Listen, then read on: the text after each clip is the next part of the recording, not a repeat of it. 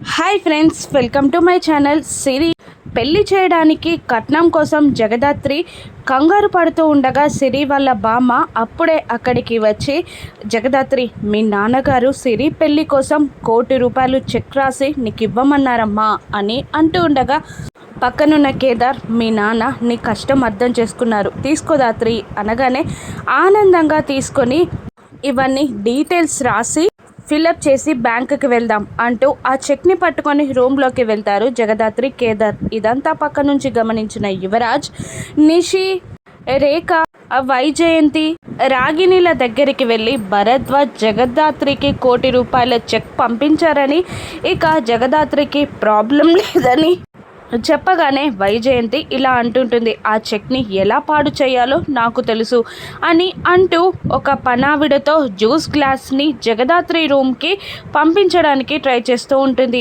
ఇక చెక్ పైన details fill చేసి సంతోషంగా కేదార్ వైపు చూస్తూ ఉంటుంది జగదాత్రి. అప్పుడే పని మనిషి జ్యూస్ గ్లాసులతో లోపలికి వస్తుంది. బయట నుండి వీళ్ళందరూ అంతా గమనిస్తూ ఉంటారు.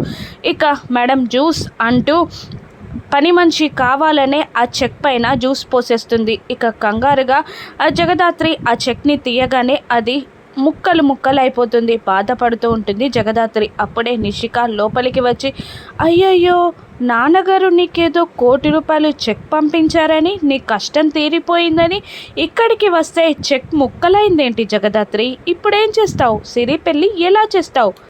నువ్వు సిరి పెళ్లి చేయలేనని చెప్పి తప్పుకో, నేను యువరాజ్ కలిసి ఆ కట్నం ఇచ్చి సిరి పెళ్లి చేస్తాం అని అంటూ ఉంటుంది నిషిక.